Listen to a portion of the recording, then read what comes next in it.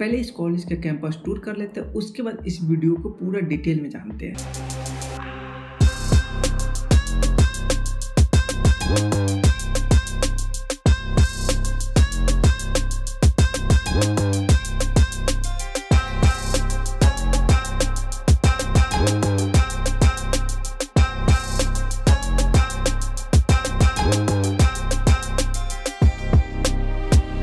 आज बात करने वाले एनआईटी सिक्किम के बारे में। ठीक है, जेईई मेंस आप दे देते हो और आपको पता नहीं इस कॉलेज के कट ऑफ कितने होंगे, ठीक है ना, और जोसा काउंसिल में कैसे फिलअप करें, ये सारी चीज़ें, होम स्टेट अदर स्टेट क्या होती है ये भी आपको पता नहीं है। तो इस वीडियो में हम लोग इसे कवर करने वाले हैं। तो चलो फिर इस वीडियो को स्टार्ट करते हैं बिना किसी देरी के। तो हम बात करते हैं कि इसका जो होती है नेशनल इंस्टीट्यूट ऑफ टेक्नोलॉजी, जो कि सिक्किम आपको देखने को मिल जाती है। ये ओवरव्यू थोड़ा जान लेते हैं। इसके एस्टेब्लिश की बात करें तो 2010 में आपको देखने को मिली थी। ऑल्सो इसको जो शॉर्ट फॉर्म में जाता है NITSKM जाना जाता है।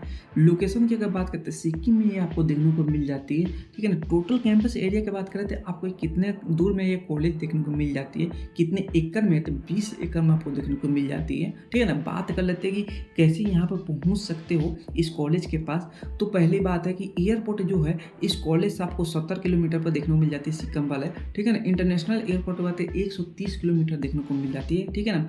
यहाँ पर रेलवे स्टेशन 121 किलोमीटर देखने को मिल जाती है इस कॉलेज से, क्योंकि ये पहाड़ी इलाका है तो थोड़ी दूर आपको जाना पड़ेगा आपका, ठीक है ना। इसको ध्यान रखना।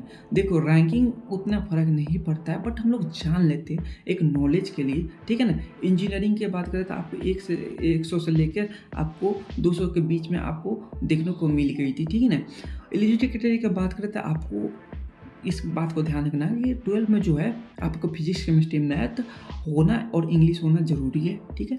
और अगर OBC जनरल हो तो 75% मार्क्स होने चाहिए 12 में। अगर SC ST हो तो आपको क्या होना चाहिए, 65% आपको मार्क्स होना चाहिए, ठीक है। इस बात को ध्यान रखना। मोड एप्लीकेशन की बात तो दो तरह से जा सकते हो। मोड एप्लीकेशन हम लोग सिर्फ मेनली जो बात करेंगे कि आपको जेईई मेन से बात करेंगे, ठीक है ना। ये जो होती है ये यूजी प्रोग्राम PG प्रोग्राम के लिए होती है, ठीक है ना। और ये जो होती है यूजी प्रोग्राम के लिए होते हैं। तो हम लोग सिर्फ अंडर ग्रेजुएशन प्रोग्राम के लिए यानी BTech के लिए बात करेंगे, ठीक है ना। तो आप जेईई मेंस दे देते हो, उसके बाद क्या होती है कि कट ऑफ आपका पास आ जाती है, रिजल्ट आ जाती है। उसके 20-15 दिन बाद रिजल्ट के बाद क्या होती है, जोसा काउंसलिंग की ओपनिंग होती है। यानी आपके जैसे कट ऑफ आए होंगे वैसे हिसाब से ही आप क्या करोगे, जोसा काउंसलिंग में फिलअप करोगे। ऑनलाइन फॉर्म आती है उसमें फिलअप करोगे, उस हिसाब से ब्रांच रखोगे, कॉलेज रखोगे, वो सब चीज़ें रखोगे। अगर मान लो कि जोसा काउंसलिंग में नहीं मिलती है, 6 राउंड तक जोसा राउंड चलती है, 6 राउंड तक नहीं मिलती है तो उसमें सीट वैकेंट बच जाती है। अगर कहीं आपका हाईएस्ट रैंक जा रहा हो इसके कॉलेज से तो वेट कर सकते हो, कहीं सीट वैकेंट होगी तो आपको मिल सकती है CSAT में, ठीक है ना। यहाँ पर हम लोग मेनली इसमें बहुत सारे कोर्सेज हैं, बट हम लोग मेनली जो बात करेंगे वो सिर्फ बात करेंगे BTech के बारे में, जो कि BTech यहाँ पर होती है 4 साल के, ठीक है। 4 साल में आपको civil engineering, computer science engineering, electronics engineering, mechanical engineering, electronic communication engineering देखने को मिल जाती है यहाँ पर ब्रांचेज, ठीक है ना। यहाँ पर अगर बात करें सीट मैट्रिक्स के, यहाँ पर मैंने एक बात बताया तो होम स्टेट अदर स्टेट क्या होती है इसके बारे में हम लोग जानते हैं। जैसे कि होम स्टेट की अगर बात करें आपको, तो मान लो कि आपने जो 12 सिर्फ 12 की बात करूँ, 10 की बात नहीं कर, 12 जो है आपने जो रहने वाले हो दिल्ली के, पर आपने दिया है राजस्थान में। तो चाहे आप राजस्थान बोर्ड से दो, चाहे CBSE से दो, चाहे SSC बोर्ड से दो, जो भी बोर्ड से वहाँ पर दे रहे हो, बट वहाँ के स्कूलिंग से दे रहे हो तो आप वहाँ के क्या हो जाते हैं, निवासी हो जाते हैं। और वहाँ के सिर्फ बेनिफिट उसी चीज़ की मिलेंगी, सिर्फ एजुकेशन के बेनिफिट मिलेगी, आपको राशन पानी नहीं मिलेंगे वहाँ पे। सिर्फ एजुकेशन के लिए जितना स्कॉलरशिप हो सके, या कह सकते हैं आपको कट ऑफ हाई किया है तो वहाँ पर जाकर आपको लो में भी रहेगा, हाई में भी रहेगा सॉरी, तो आपको मिलने के चांसेस ज़्यादा रह जाते हैं, ठीक है ना। तो ये सारी चीज़ें हो जाती है होम स्टेट। अब देख सकते हो कितने होम स्टेट के लिए, अदर स्टेट के लिए कितने सीटें हैं, तो यहाँ पर देख सकते हो। फीस स्ट्रक्चर की अगर बात करें यहाँ पर 3 डिवाइड में यहाँ पर बांटा गया है, बट मेनली जो होते हैं ये जो 2 डिवाइड होते हैं इनको पता ही नहीं होता बहुत किसी के। तो हम लोग मान लेते हैं कि आपके पापा की जो इनकम है 5 लाख से ज़्यादा है, ठीक है। एक होते हैं कि आपके जो पापा के इनकम जो साल के है 1 लाख से 5 लाख के बीच में, तो ये आपको देखने को मिलेंगे। तो 4 साल में आपको जो पूरा टोटल फी लगेंगे 5,37,000 रुपये के लगभग में लगेंगे। अगर 1 लाख से 5 लाख के बीच में है तो 2 लाख रुपये के लगभग में लगेंगे।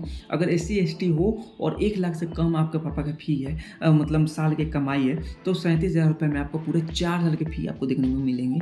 यानी टोटल फ़ी अगर देखोगे तो 4 साल में आपको जो पूरा हॉस्टल प्लस इंस्टीट्यूट फ़ी की बात करें, मतलब कॉलेज की फ़ी के बारे में बात करें, तो आपको जो है यहाँ पर कह सकते हो 8 लाख रुपए में पूरे आपको 4 साल में आपको ये कोर्स हो जाएँगे, ठीक है ना? खाना-पीना सारा चीज़ ले होकर, ठीक है ना? अब कट-ऑफ की बात करें तो ऑब्वियसली बात है, मैंने होम स्टे समझा दिया, तो इसमें लागू होती है, ठीक है ना? होम स्टेट की, ठीक है? इसमें हम बात कर लेते हैं, जैसे कि कट-ऑफ की अगर बात कर लेते हैं, तो यहाँ पर देख सकते हैं 1,18,000 ओपनिंग हुई थी, 2 लाख कुछ में जाकर ये ऑफ हो गई थी, ठीक है ना? 6 राउंड में, ठीक है? सिविल इंजीनियरिंग की बात करें 4 साल की आपको बैचलर जो होती है, ये आप देख सकते हो 5,21,000 से शुरू हुई थी, 6,62,000 रुपये जाकर बंद हुई थी। कह सकते हो कंप्यूटर साइंस की बात करें तो यहाँ पर देख सकते हो कि यहाँ पर थोड़ी 1000 में है, 54,000 से स्टार्ट हुई थी, आपको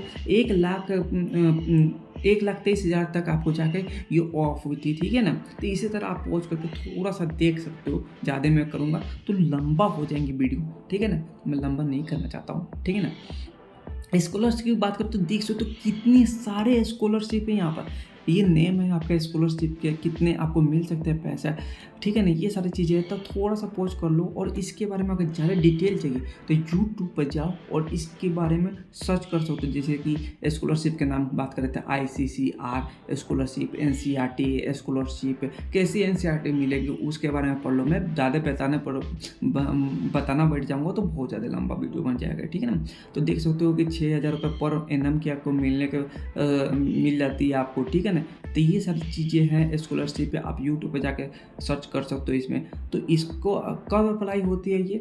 उस समय अप्लाई होती है ये स्कॉलरशिप जब आप एडमिशन ले रहे हो, और उस समय जाकर आप ये सारी चीज़ें अप्लाई कर देते हो, तब एलिजिबिलिटी किस बात के लिए यहाँ पर भी लिख दिया गया है, ठीक है? प्लेसमेंट सबसे मेन आती है। देखो किसी भी कॉलेज में जाते हो क्या होती है, सबसे मेन क्या होती है कि आपको प्लेसमेंट पता होना चाहिए। मैं जा ही रहा हूँ इसी के लिए, ठीक है? तो एवरेज की अगर पैकेज की बात करते हैं, सिविल इंजीनियरिंग की वो होती है 6 लाख रुपये। कह सकते हो कि जो लो गई थी 6 लाख रुपये गई थी, एवरेज बच्चा को जो मिली थी 6 लाख रुपये मिली थी। कंप्यूटर साइंस की बात करें 13 लाख गई थी, ठीक है ना? इलेक्ट्रिकल इलेक्ट्रॉनिक्स की बात करें तो 10 लाख रुपये आपको मिली थी। इलेक्ट्रॉनिक कम्युनिकेशन की बात है तो 12 लाख रुपए देखने को, मैकेनिकल की बात है तो 9 लाख रुपए, ओवरव्यू देखा जाए तो ओवरऑल मतलब देखा जाए तो 10 लाख रुपया आपको मिली हुई थी स्टूडेंट्सों को, ठीक है ना? तो इसको ध्यान रखो। हाईएस्ट जो पैकेज गई थी सिविल इंजीनियरिंग के 6 लाख रुपये गई थी, कंप्यूटर साइंस की बात करें तो 17 लाख रुपये गई थी, इलेक्ट्रॉनिक्स की बात करें तो 44 लाख रुपये गई थी, मैकेनिकल की बात है तो 24 लाख, ओवरऑल देखा जाए तो 44 लाख रुपये जो हुई हाईएस्ट गई हुई थी। वो भी कंप्यूटर साइंस की नहीं गई थी, वो भी गई थी इलेक्ट्रॉनिक्स की बात करें, इलेक्ट्रिकल की गई थी। सोचो यहाँ पर, सोचो कि इलेक्ट्रिकल इलेक्ट्रॉनिक्स की गई थी, कंप्यूटर साइंस की नहीं गई थी, ठीक है ना?